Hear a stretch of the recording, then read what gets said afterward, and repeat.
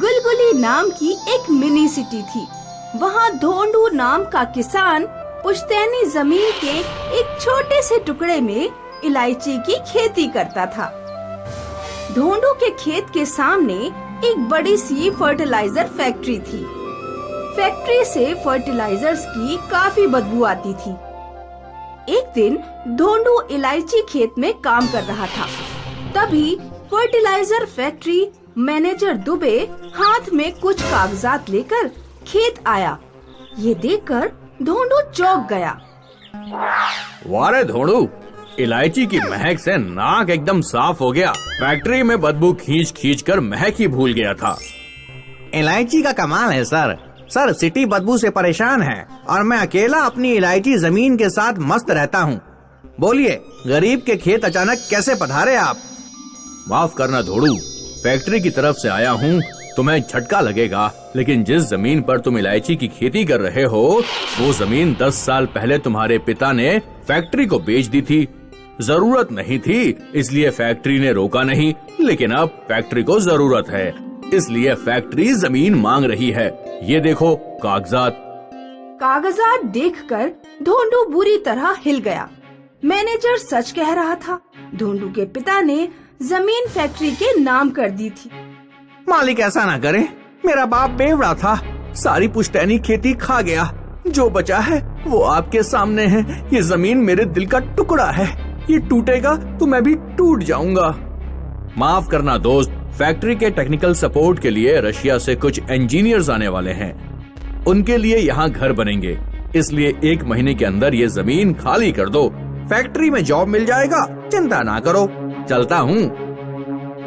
Manager Dubey चला गया, लेकिन जाते जाते धोंडू को रुला गया। धोंडू जमीन पर बैठकर छाती पीट पीट कर रोने लगा। जिसे अपना समझकर खून पसीना बहाया, दिन रात करके सोना उगाया, वो मेरी जमीन फैक्ट्री की अमानत थी। हे भगवान, अब मैं क्या करूं? धोंडू जोर जोर से रोने लगा। उसकी आंखों से आंसू टपकने लगे। धोंडू के सारे आंसू जमीन ने पी लिए और धोंडू के दुख में जमीन भी शामिल हो गई। धोंडू थक गया और इलायची के खेत में ही सो गया। दूसरे दिन सुबह हुई, सूरज चमका और धोंडू ने आंखें खोली। जैसे ही उसने आंखें खोली, उसे लगा कि वो सपना देख रहा है, क्योंकि उसके सामने एक विशाल इलायची पड़ी हुई थी, मोटी, तगड़ी और महाकाय। धोंडू ने इलायची को छूकर देखा तो समझ गया कि वो सपना नहीं, सच था। हे भगवान, ये मैं क्या देख रहा हूँ? इतनी बड़ी इलायची! इतने सालों से इलायची की खेती कर रहा हूँ, पर ऐसी इलायची कभी नहीं देखी जो एक रात में इतनी बड़ी हो गई। तभी धोंडू को मैनेजर की बात याद आई और वो फिर से दुखी हो गया। क्या फायदा इतनी बड़ी इलायची बनकर, जब ये इलायची बनाने वाली जमीन ही पराई है। देखते देखते विशाल इलायची की खबर पूरे मिनी सिटी में फैल गई और विशाल इलायची देखने लोगों की भीड़ उमड़ पड़ी। फर्टिलाइजर फैक्ट्री मैनेजर दुबे भी आया और इलायची देखकर बोला, भाई धोंडू, गजब किसान है तू, इतनी बड़ी इलायची बना दी। लेकिन अफसोस, अब तू किसान नहीं रहेगा, याद है ना? खेत खाली करना है। आज रशियन इंजीनियर्स फैक्ट्री देखने आ रहे हैं। 6 महीने बाद फैमिली लेकर आएंगे, तब तक मकान रेडी चाहिए। दोपहर को मैनेजर दुबे रशियन इंजीनियर्स को फैक्ट्री लाया तो फर्टिलाइजर्स की बदबू से ही इंजीनियर्स बेहोश होने लगे। What is this? हमें यहाँ से दूर ले चलो, जल्दी। दुबे इंजीनियर्स की परेशानी समझ गया और उन्हें धोंडू के इलायची खेत में ले आया। सर, यहाँ बदबू वाली स्मेल नहीं है, वो आपको आदत नहीं है ना, इसलिए। What is this Dubey? Factory इतनी बदबू कैसे छोड़ती है? हमारी रशियन फैक्ट्रीज ऐसी नहीं है। इसीलिए तो आपको बुलाया है सर। बाय द वे, इस पूरे फार्म में आप लोगों के मकान बनेंगे। ये इलायची विलायची सब खाली हो जाएगा। तभी इंजीनियर्स की नजर विशाल इलायची पर पड़ी और वो चकित हो गए। पागल हो गए हो तुम्हें? आपकी कंट्री में ग्रेट किसान हैं और आप खेती हटाकर फैक्ट्रियां बढ़ा रहे हो। बाय द वे, ये इलायची फार्म नहीं हटेगा। फिर आप कहाँ रहेंगे सर? इलायची में। ये सुनकर दुबे बौखला गया तो इंजीनियर समझाने लगा। हम इलायची की इमारत बनाएंगे और उसमें रहेंगे ताकि फैक्ट्री की बदबू भी नहीं आएगी और किसान का नुकसान भी नहीं होगा। फिर क्या था, दुबे ने ये बात ढोंडू को बताई तो ढोंडू खुशी से नाचने लगा। मैनेजर दुबे ने फर्टिलाइजर फैक्ट्री से प्रोजेक्ट अप्रूव कर लिया और रशियन इंजीनियर्स ने मिलकर 4 दिन रात काम करके विशाल इलायची में इमारत बनवा दी। जब ढोंडू इंजीनियर्स से मिला तो इंजीनियर्स बोले, Dhondu, you are great. You are सब लोग और ज्यादा ग्रेट सर। आप लोगों ने मेरी इलायची की इमारत बनवा दी, उसमें रहने का फैसला किया। उसकी वजह से फैक्ट्री ने मेरी जमीन मुझे वापस लौटा दी। अब मैं खेती कर सकता हूँ। ऐसा कहते हुए भावुक ढोंडू और ज्यादा भावुक होकर रोने लगा। ये देखकर इंजीनियर ने ढोंडू को अपने गले लगा लिया।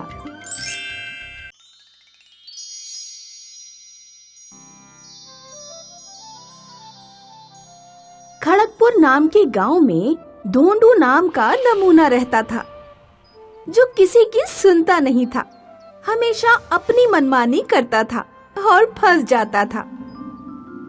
क्यों रे ढोंडू, कैसी है भैंस की तबीयत? चाचा, भैंस तो मर गई। क्या डॉक्टर को नहीं बुलाया था?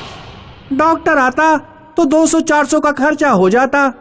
अरे पागल, अब 2 लाख का नुकसान हो गया, उसका क्या? मनमानी करेगा तो नुकसान मिलेगा।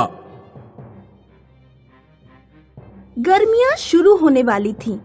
ढोंडू ने वाटरमेलन की खेती करनी चाहिए। बाजार से बीज लेकर आया और खेत बो दिए। कंपोस्ट और सिंचाई का भी अच्छे से ख्याल रखा और कुछ दिनों बाद खेत में वाटरमेलन की बेल फैलने लगी।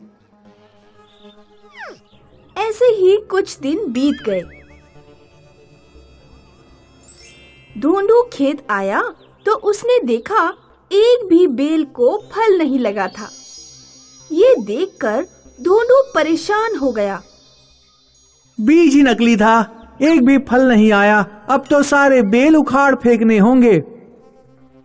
ऐसा कहकर ढोंडू सारी बेल उखाड़कर फेंकने लगा। एक आखिरी बेल बची थी। ढोंडू उसे भी उखाड़ने वाला था कि उसकी नजर बेल पर लटके एक छोटे वाटरमेलन पर पड़ी। ये बेल रहने देता हूँ, फल बड़ा हो जाएगा तो खाने के काम आएगा। ऐसा कहकर ढोंडू घर चला आया। कुछ दिन बीत गए। बेल पर लटका वाटरमेलन बड़ा होने लगा, रोज रोज बढ़ने लगा, हद से ज्यादा बढ़ने लगा और बढ़ते बढ़ते पहाड़ जैसा बड़ा हो गया। ढोंडू खेत आया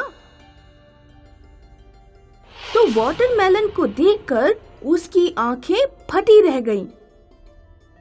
उसकी खुशी आसमान छू गई। वाटरमेलन पर चढ़कर ढोंडू नाचने लगा और चिल्लाने लगा। ढोंडू की आवाज सुनकर सारा गांव उसके खेत पहुंचा और वाटरमेलन को देखकर चकित हो गया। ये वाटरमेलन है या पहाड़? ऐसा वाटरमेलन जिंदगी में पहले कभी नहीं देखा। फिर क्या था, अड़ोस पड़ोस के गांव में भी बात फैल गई और कुछ व्यापारी वाटरमेलन की बोली लगाने ढोंडू के खेत पहुंचे। बोली लगने लगी और आंकड़ा 2 लाख पर आकर रुक गया। 2 लाख देता हूँ, बेचोगे? पागल हो गए हो क्या? साइज देखी है? साइज ही तो दिक्कत है, काटना पड़ेगा फिर बेचना पड़ेगा, नहीं बिका तो स्टोर करना पड़ेगा। हमारे भी तो खर्चे बढ़ेंगे। 2 लाख में डन कर दो। फिर भी ढोंडू नहीं माना और व्यापारी चले गए। एक एक दिन ढोंडू अपने दोस्त के वाटरमेलन शॉप पर परेशान बैठा था। उसका दोस्त कस्टमर को वाटरमेलन बेच रहा था। क्यों रे, लाल तो है ना अंदर से? अरे मुझे क्या पता, मैंने क्या अंदर घुसकर देखा है? सुनते ही ढोंडू के दिमाग में खुराफाती आइडिया आया। ढोंडू दोस्त से बोला, लोग वाटरमेलन क्यों खाते हैं? गर्मी भगाने के लिए। गर्मी भगाने के लिए वाटरमेलन खा सकते हैं तो वाटरमेलन में रह भी तो सकते हैं। फिर क्या, ढोंडू वहाँ से भागा और कारीगर के साथ खेत पहुँचा। वाटरमेलन में एक हाउस बना दो, लोग इसे खाने नहीं इसमें रहने आएंगे। कारीगरों ने काम शुरू किया। दिन रात काम करते करते एक हफ्ते के अंदर वाटरमेलन में 100-200 कमरे बनकर तैयार हो गए। फिर क्या था, ढोंडू ने जगह जगह वाटरमेलन हाउस की जमकर पब्लिसिटी करना शुरू कर दिया। एक दिन ढोंडू वाटरमेलन हाउस के सामने खड़ा था। तभी वहाँ एक आलीशान कार आकर रुक गई। कार से एक कपल उतरकर ढोंडू के पास आया। ढोंडू आप ही हो? जी कहिए। हमारी नई नई शादी हुई है। हम अपना हनीमून कुल्लू मनाली नहीं, आपकी वाटरमेलन हाउस में मनाना चाहते हैं। एक दिन का कितना चार्ज लगेगा? 2 लाख। फिर क्या था, कपल ने 2 लाख दिए और दोनों वाटरमेलन हाउस में आकर हनीमून मनाने लगे। फिर ढोंडू ने वाटरमेलन हाउस में एक रेस्टोरेंट भी खोला और उसका मुनाफा बढ़ने लगा। बड़े बड़े एक्ट्रेस, क्रिकेटर्स, नेता लोग और फॉरेनर्स हनीमून मनाने वाटरमेलन हाउस आने लगे और ढोंडू अरबपति बन गया।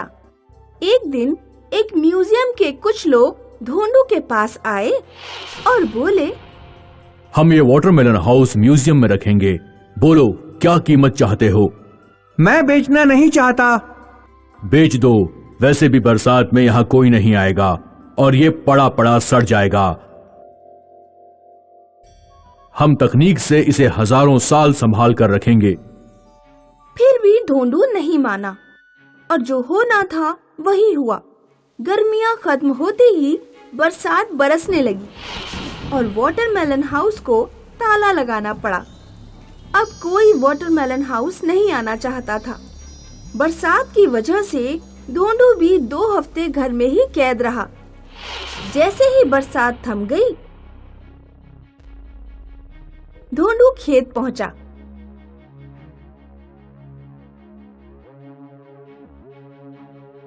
पहुंचकर उसने देखा वाटरमेलन हाउस जमीन पर गिर चुका था। भयानक बदबू आ रही थी। ये देखकर ढोंडू छाती पीट पीट कर रोने लगा। हे भगवान, ये क्या हो गया? हे भगवान, ये क्या हो गया? मैं बर्बाद हो गया। म्यूजियम वालों की बात मानता तो पैसे भी मिलते और प्रतिष्ठा भी। अब तो सब खत्म हो गया। ढोंडू जोर। इस प्रकार ढोंडू की मनमानी उसकी बर्बादी का कारण बन गई।